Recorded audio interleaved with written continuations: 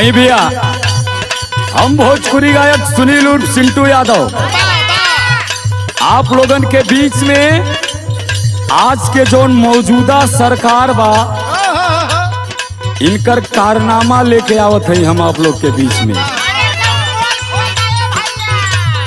भैया, ये देश में चाह वाला श्री प्रधानमंत्री जी, हम नाम नहीं लेंगे, सिर्फ यही कहेंगे चाह वाला श्री प्रधानमंत्री जी। एक चाय वाले ने चाय बेचकर देश को अपने मुट्ठी में कर लिए। जैसे चाह रहे हैं वैसे देश को चला रहे हैं। जो नियम लागू करना चाह रहे हैं वो नियम लागू कर ले रहे हैं। लेकिन भैया, चाह तो आप बेच लिए, आप प्रधानमंत्री बन गए और आप ही के राह पे चलने वाला गरीब आपको देखकर चाह की दुकान खोल लिया। आपने एक नारा दे दिया, सबके साथ सबका विकास। आज वो भी झूठा साबित हुआ।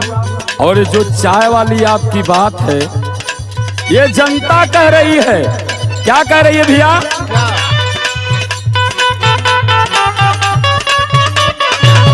जनता कह रही है सबके विकास होई सब ही के साथ में।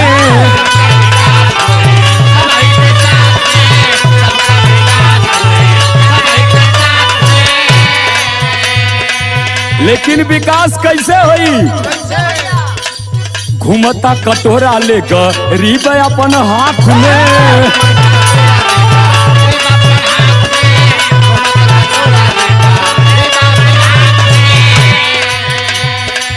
घूमता गरीब अब का तोरा लेके हाथ में। सगरी विकास सुबह शाम दिखता, सगरी विकास सुबह शाम दिखता। विकास का दिखत भैया, चाय चोरी चोरी, चाय चोरी चोरी दारू खुले हम दिखता। चाय चोरी चोरी अरे खुले हम दिखता।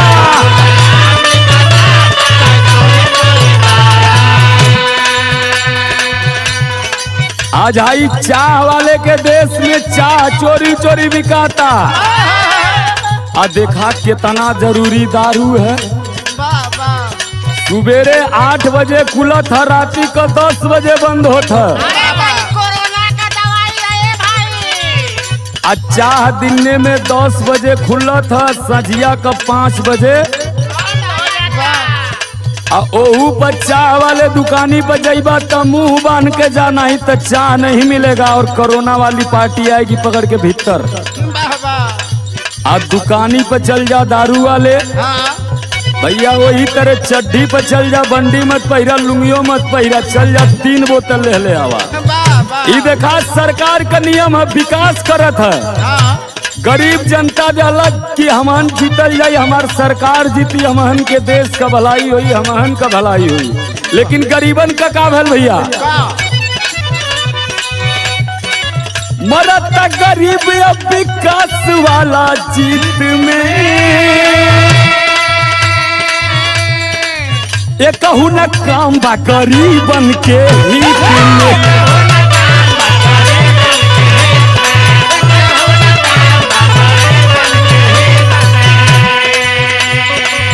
भैया, सरकार बनौला त कहला गरीबन खातिन। अच्छा हाई जवन एरोप्लेन बढ़त है उड़े खातिन बनावत हवा, बोलावत हवा। एमे तो हमहन के समझ से गरीब ना बैठी हैं। गरीबन के चालू टिकट 250 रुपया का मिलला, ओहू में बेचारे 150 ले जाके हाथ गोड़ जोड़ के कैसो टीटी फिटी के बना के पहुंच जात हूँ, 4 गो रोटी कमात हूँ। आई देखा गरीबन खातिन प्लेन बनल, ओमे गरीब कबो बैठ सके ना भैया। इन लोगन का कारनामा आज देश के सामने है। गरीब कहत हवा, का कहत हवा? मरता गरीब अब विकास वाला जीत में।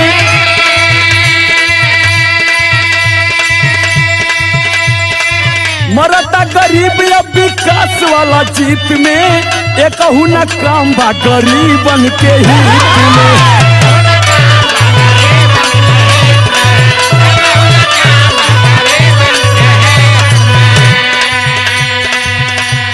राजन भैया, जितेंद्र भैया, दुर्विजय भाई, अगर इन लोगों से पूछता कि गरीबन खातिर का कैले हवा तो कहीं बहुत कुछ कैले हैं। अरे बहुत कुछ में का कैले हवा एगो कोनो बता दा तो कहीं बहुत कुछ कैले हैं। का बताई कट है कि नहीं भैया, एगो कोनो बता दा तो लोग बताइए कहीं लैटरिंग। भैया हम किसी पार्टी से बिलोंग नहीं करते, हम कलाकार हैं और जो सच है वही गाते हैं।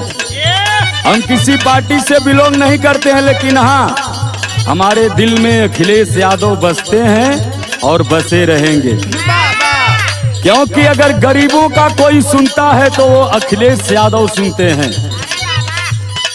और डंके के चोट पे ये जनता बता सकती है, खड़े चौराहे पे खड़े होकर बता सकती है कि गरीबों के हित में अखिलेश यादव ने कितना काम किया है। इन लोगन का देखा वादा कहना लैटरिंग। भैया हमें बाती का समर्थन करत हैं। गरीब के जरूरी है लैटरिंग, लेकिन जरूरत ना है। जरूरत गरीबी के आ गरीब के 4 गो रोटी के है। अब का मौजूदा हालत में क्या होता, अब रतिया अनहरिया में घाम लगता है। हालत है भैया, चाय चोरी चोरी दारू खुले, चाय चोरी चोरी दारू खुले।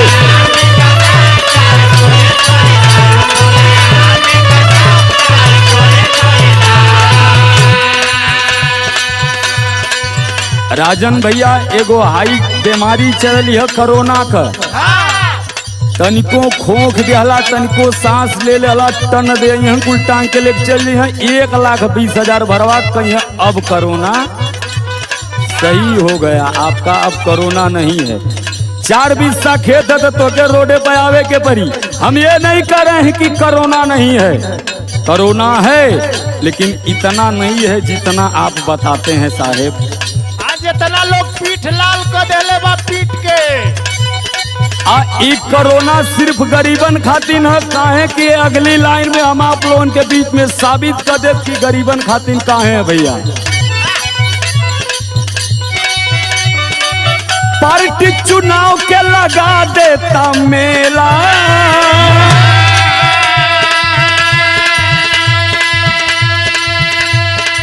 अगर चुनाव का ही बीचे बीचे में चला था, देखा कितना मेला लग जाता। वहाँ कोरोना ना भैया, कोरोना कहाँ है? पार्टी चुनाव के लगा देता मेला,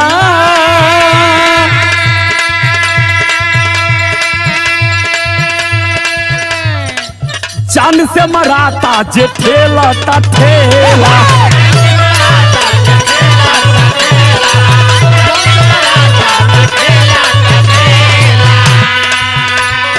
इन लोगों का जब राजनीति वाली प्रचार होत है, पूरा प्रदेश का जनता जुटत है, सट के बात होती है। एगो ठेला वाला बेचारा अकेले सुनसान रास्ता पर निकल जाता, केरा बेचत है, सेव बेचत है, ओके घेर लिहल जात है। उसे ही ना पूछल जात है कि तोहरे कोरोना है कि ना है।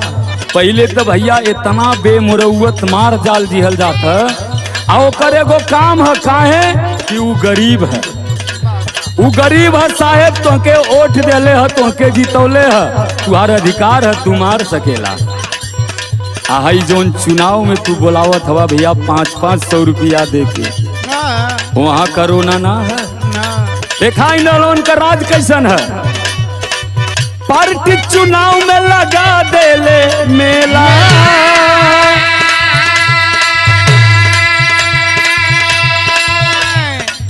पार्टी चुनाव में लगा देले मेला, उहे मराता जे ठेला ता ठेला।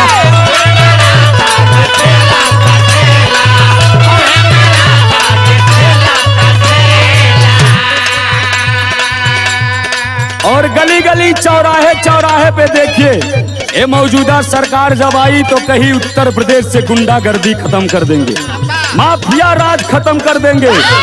लेकिन भैया ही गरीब हवा, लेकिन आनहर ना हवा। ये गरीब के लौकता का लौकता, गुंडागर्दी चोरी सरेआम दिखता, अरे गुंडागर्दी चोरी सरेआम दिखता। चाहे चोरी चोरी, चाहे चोरी चोरी दारू खुले, नाम दिखता। चाहे चोरी चोरी दारू खुले, अरे जिया शेर।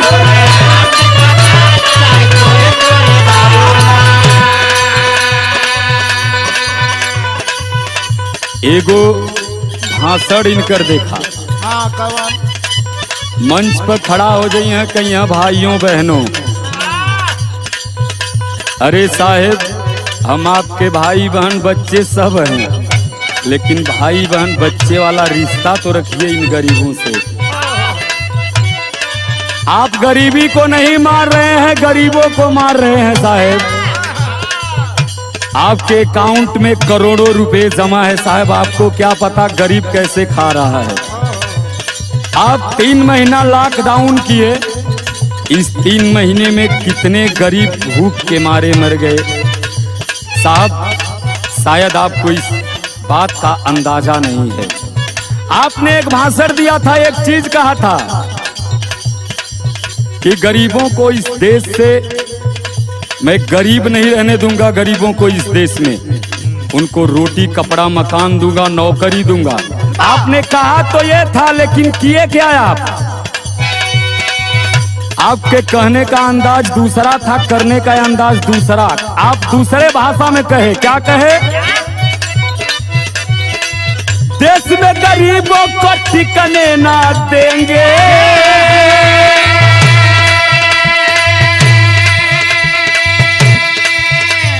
चाहे कुछ भी हो जाए हमारा देश बिकेगा नहीं, ये साहेब ने कहा था। साहेब हम आपके बातों का और आपके कार्यों का समर्थन कर रहे हैं। आपने 370 धारा हटाई, पूरा देश आपका समर्थन किया। आपने राम मंदिर का निर्माण करवाया, इसमें भी पूरा देश आपका समर्थन किया। लेकिन साहेब गरीबों के लिए भी कुछ सोच लीजिए। आपने कहा था कि गरीब यहाँ से, इस देश से और इस देश में जितने गरीब हैं सभी को रोटी कपड़ा मकान देंगे, लेकिन आपने उल्टा किया। क्या किया?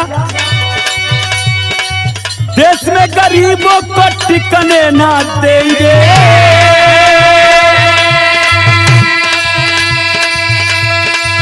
जहां देश की बिकने की बात है वहां पे साहेब, और देश में गरीबों को ठिकाने ना देंगे। लाल किला भी का देश बिकने ना देंगे,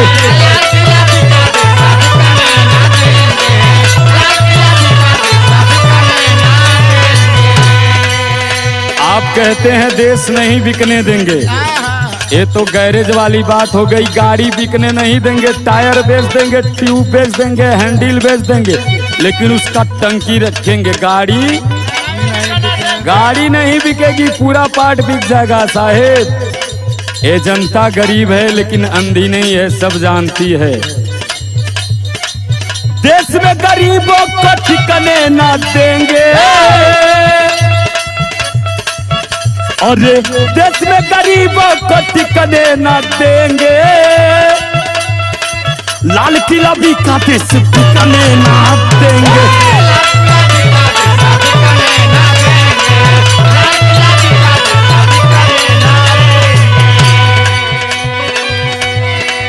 सिंटू सुनील राजन काम दिखाता है।